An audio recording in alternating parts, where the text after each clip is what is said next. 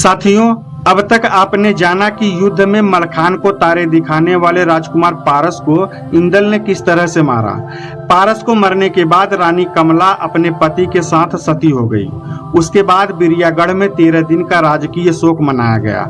इन 13 दिनों में बिरियागढ़ में शांति छाई रही, कहीं से पंछियों के शोर भी नहीं आ रहे थे। इन दिनों बिरियागढ़ में गहरा सन्नाटा पसरा था। उधर बिरियागढ़ के मैदान में कन्नौज की सेना राजा वीर सिंह का इंतजार कर रही थी आगे की लड़ाई के लिए। साथियों, यह सब आपने पिछले भाग यानी आल्हा उदल की वीर गाथा की सीरीज भाग 27 में सुना। अब यह आल्हा उदल की वीर गाथा का भाग 28 है। इसमें हम जानेंगे कि राजा वीर सिंह का मुकाबला कन्नौज की सेना ने कैसे की।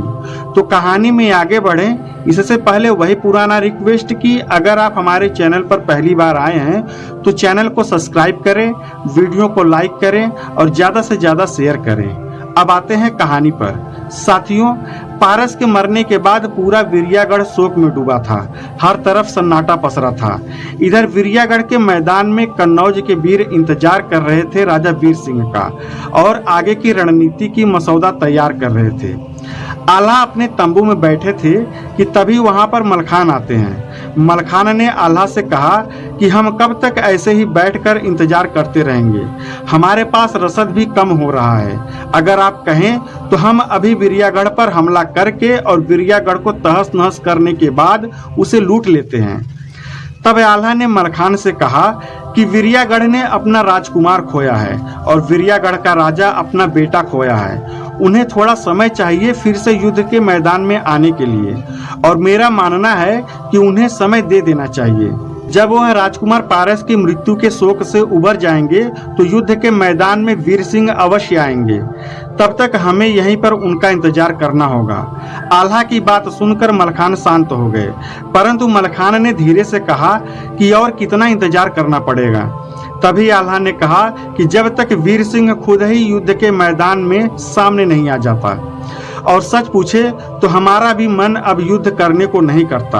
अब तक का युद्ध देखकर, बहन कमला का सती होना देखकर मेरा मन द्रवित हो गया है। मेरी तलवार भी विचलित और भारी हो रही है, परंतु क्या करें, क्षत्रिय धर्म होता ही ऐसा है कि हम युद्ध से विचलित चाहकर भी नहीं हो सकते। आल्हा के समझाने के बाद मलखान वापस अपने तंबू में चले गए। इधर वीर सिंह 55 दिन के बाद अपनी विशाल सेना लेकर बिरियागढ़ के मैदान में उपस्थित हो गए। उन्होंने चक्रव्यूह की रचना की। जैसा कि वह जानते थे कि उदल और ढेबा चक्रव्यूह का राज जानते हैं, इसलिए राजा वीर सिंह ने चक्रव्यूह में कुछ बदलाव किया था। चक्रव्यूह में 7 दरवाजे होते हैं। उसमें से एक दरवाजा बहुत कठिन होता है जिसे कोई मामूली वीर नहीं तोड़ सकता।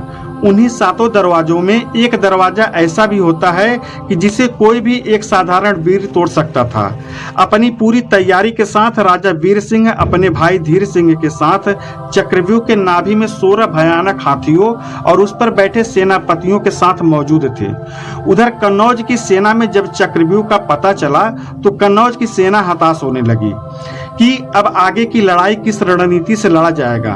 तब उदल ने सभी सेनापतियों को राजकुमार लाखन के तंबू में बुलवाया और वहां पर सबको अपने युद्ध की रणनीति को समझाया। उदल ने कहा कि जैसा कि आप जानते हैं, महाराज वीर सिंह ने चक्रव्यूह की रचना की है और आप यह भी जानते हैं कि मैं और ढेबा जोगी के भेष में बिरियागढ़ में जाकर इस चक्रव्यूह को तोड़ने का राज हमने जान लिया है। इसके लिए बहुत जरूरी है कि चक्रव्यूह के 7 दरवाजों पर एक साथ हमला किया जाए और सबसे कमजोर वाले फाटक पर सबसे ताकतवर सेनापति को रखना होगा, क्योंकि वह फाटक जल्दी टूटेगा और वहां का सेनापति चक्रव्यूह के नाभि में जल्दी प्रवेश कर जाएगा और नाभि में उस सेनापति का मुकाबला साक्षात मौत से होगा, क्योंकि वहां पर जो भी तैनात होगा वह महाबली होगा। इसलिए सबसे कमजोर चक्रव्यूह के दरवाजे पर सबसे शक्तिशाली योद्धा ही जाएगा और पहले दरवाजे के टूटने के साथ ही सभी योद्धाओं को 7 दरवाजों को तोड़कर एक साथ अंदर प्रवेश करना ही एकमात्र सफलता का राज है। अगर ऐसा करने में हम असफल हुए तो मात्र एक ही दिन में सभी महारथियों के साथ कन्नौज की सेना समाप्त हो जाएगी। उसके बाद उदल ने वहां बैठे सभी सेनापतियों की ओर देखा और कहा कि अब आप लोग ही बताएं कि क्या इरादा है। तो वहां बैठे सभी सेनापतियों ने एक साथ ही कहा कि हे महावीर उदल, हमारी भुजाएं कब से फरक रही हैं तलवार चलाने को। हम सब तैयार हैं इस युद्ध के लिए, क्योंकि एक क्षत्रिय युद्ध में आने से पहले ही युद्ध के परिणाम जानता है कि युद्ध का दो ही परिणाम होता है, विजय या वीरगति। इसलिए हर योद्धा सोचता है कि हमें अपने जीवन का सबसे चरम का युद्ध करना है। इसलिए अब बिना देर किए हमें रणक्षेत्र में पहुंचना चाहिए। फिर क्या था, सब तैयार हो गए रणक्षेत्र में जाने के लिए। तभी राजकुमार लाखन ने कहा, उदल, मैं भी युद्ध में चलना चाहता हूँ। कई दिनों से बैठकर इस युद्ध को देख रहा हूँ। हमारे भी भुजाओं में हलचल हो रही है। अब मैं भी युद्ध के मैदान में चलना चाहता हूँ। अपनी सेना को युद्ध के मैदान में दुश्मनों से जूझते देखकर मेरे सब्र का बांध टूट रहा है। तब उदल ने कहा कि राजकुमार लाखन, यह जो लड़ाई हम लड़ रहे हैं, ये आपके ही लिए तो लड़ रहे हैं। आप सिर्फ तंबू में बैठो, हम विरियागढ़ को जीतकर आपको तोहफे में देना चाहते हैं। तब लाखन ने कहा कि उदल, तुमने हमें क्या समझ लिया है? मैं सिर्फ एक जगह बैठकर हुक्म देने वाला राजकुमार नहीं हूँ। मैं भी क्षत्रिय हूँ, मैं भी लड़ना जानता हूँ, और अब मैं किसी की भी नहीं सुनूंगा, क्योंकि मुझ में भी सेनापति बनकर सेना का संचालन करने की क्षमता है। उदल ने लाखन को बहुत मनाने की कोशिश की, लेकिन लाखन नहीं माने। तब आखिरकार सबने रणभूमि के मैदान में जाने का फैसला कर लिया। आल्हा, उदल, ढेवा, मलखान, इंदल का मामा जोगा भोगा और सबके साथ राजकुमार लाखन भी चले। सभी महारथियों को एक साथ देखकर कन्नौज की सेना में हर्ष का लहर दौड़ गया। सारी सेना का उत्साह दोगुना हो गया। उसके बाद जैसा कि तय किया गया था कि जोगा और भोगा को सबसे मजबूत फाटक पर लगाया गया और सबसे कमजोर फाटक पर उदल स्वयं गए, क्योंकि उदल चाहते थे कि वो ही सबसे पहले चक्रव्यूह के नाभि में पहुंचे और नाभि में तैनात वीर सिंह और उनके सेनापतियों को अपना जौहर दिखा सके। बाकी सभी वीरों ने एक एक फाटक पकड़ लिए, लेकिन राजा वीर सिंह जानते थे कि उदल और ढेवा को इस चक्रव्यूह का राज पता है। इसलिए उन्होंने चक्रव्यूह के द्वार में कुछ बदलाव कर दिया। वह बदलाव यह था कि जिसे उदल सबसे कमजोर फाटक समझ रहा था, उसे वीर सिंह ने सबसे मजबूत बना दिया था, और जिसे उदल मजबूत फाटक समझ रहा था, उस पर कमजोर सेनापति की तैनाती थी। नतीजा यह निकला कि उदल सबसे मजबूत फाटक पर पहुंच गए और मजबूत फाटक समझकर जिस फाटक पर जोगा भोगा को लगाया गया, वह फाटक कमजोर साबित हुआ, क्योंकि वीर सिंह ने इस चक्रव्यूह में बदलाव कर दिया था, जिसके कारण उदल के सामने जो फाटक आया वह मजबूत था और उदल वहां अपने बैदुल घोड़े पर सवार होकर उस फाटक को तोड़ने की कोशिश करने लगे। उदल ने वहां भयानक मारकाट मचा दी, पर फाटक तोड़ने में काफी मुश्किलों का सामना करना पड़ रहा था। लेकिन वह उदल था जिसने कभी मुश्किलों को मुश्किल समझा ही नहीं। इधर जोगा भोगा, जो कि एक मजबूत फाटक को तोड़ने वाले थे, उनके सामने सबसे कमजोर फाटक पड़ा, जो आसानी से टूट गया, और जोगा और भोगा लड़ाई करते करते चक्रव्यूह के नाभि में पहुंच गए। और चक्रव्यूह के नाभि में उनका इंतजार कर रहे थे राजा वीर सिंह और उनके भाई धीर सिंह, और साथ में 16 विशालकाय उन्मत्त हाथी लिए सेनापति। लेकिन जोगा और भोगा, जो कि आल्हा के साले थे और इंदल के मामा थे, यह लोग भी बहुत ही पराक्रमी योद्धा थे। उन्होंने युद्ध का वह नमूना पेश किया कि एक बार राजा वीर सिंह और धीर सिंह भी हैरान हो गए। उन्हें ऐसा लगा कि अब इन वीरों से बचना मुश्किल होगा, लेकिन एक तरफ 16 सेनापति और दूसरी तरफ सिर्फ जोगा और भोगा। फिर भी जोगा भोगा कहीं से भी कमजोर दिखाई नहीं दे रहे थे और हर वार का मुंहतोड़ जवाब दे रहे थे। जोगा वीर सिंह के सामने था।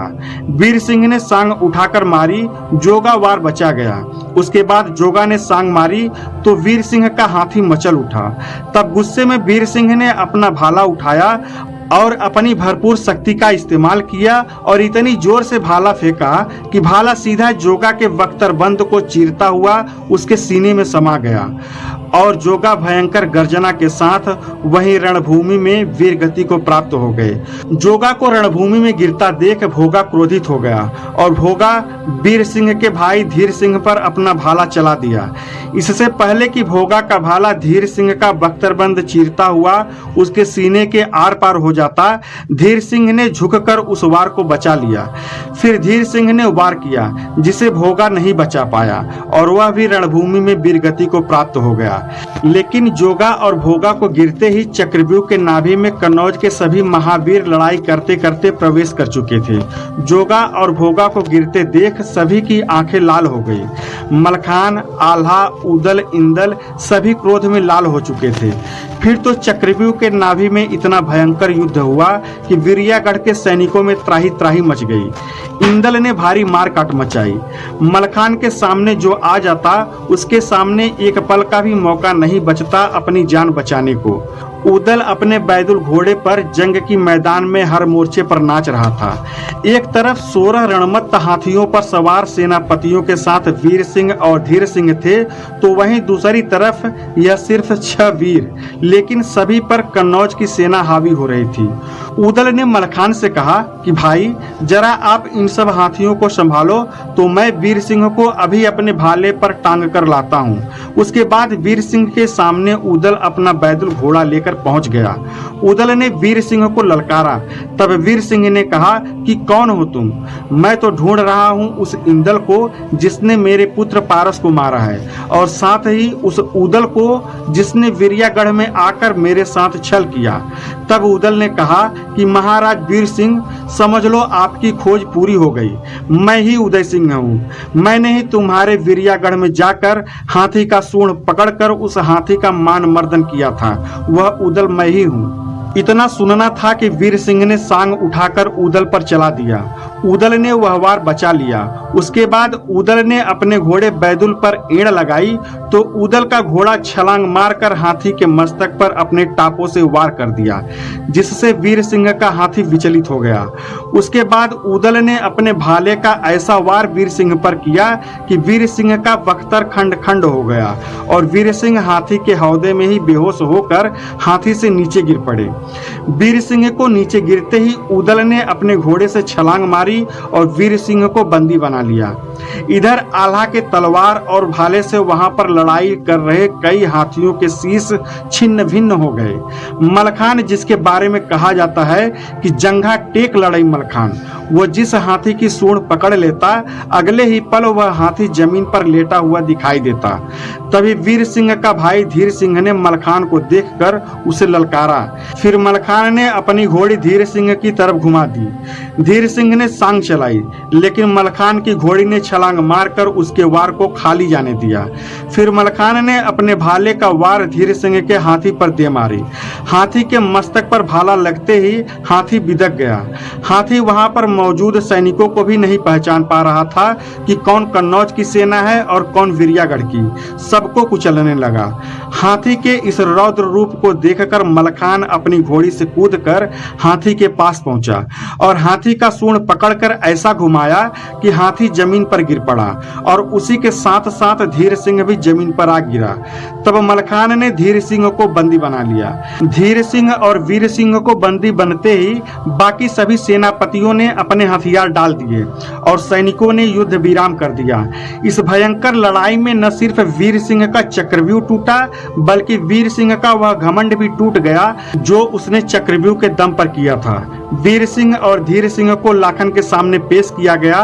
तब लाखन ने कहा कि तुमने 12 वर्षों से कर नहीं दिया है, इसलिए आज तुम्हारी हालत ये है। तो 12 वर्षों से बकाया कर दे दो और अपने विरियागढ़ को बचा लो, वरना अब हम विरियागढ़ में घुसकर विरियागढ़ को धूल में मिलाकर अपना कर वसूल लेंगे।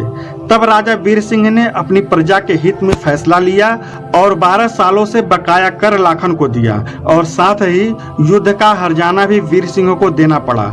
इस तरह से विरियागढ़ फिर से कन्नौज के राजा जयचंद के हाथों के नीचे आ गया। यहाँ से लड़ाई पूरी करने के बाद कन्नौज की सेना आगे बढ़ी और गाजर के बाकी 11 राजाओं के साथ भी भयंकर युद्ध हुआ, परंतु आल्हा, उदल, मलखान, लाखन और इंदल जैसे सेनापति जहाँ हो वहाँ विजय मिलना ही है। इसी क्रम में उदल ने कटक, जिंसी, गोरखपुर और पटना के राजाओं को भी हराया और बहुत बड़ा खजाना देकर कन्नौज के राजा जयचंद को दिया। 12 कैदी राजाओं को भी राजा जयचंद को सौंप दिया। जयचंद ने उनको माफी मंगवाकर आजाद कर दिया। उसके बाद उदल और बनाफरों की सभी दिशाओं में बड़ी प्रशंसा हुई। तो साथियों, यह था गाजर के विरियागढ़ की लड़ाई, जो कि कर के नाम पर लड़ी गई थी। साथियों, आशा करता हूं कि आल्हा उदल की वीर गाथा का यह सीरीज आपको पसंद आ रहा होगा। आगे की कहानी जानने के लिए चैनल को सब्सक्राइब करें, वीडियो को लाइक करें और ज़्यादा से ज़्यादा शेयर करें। पीछे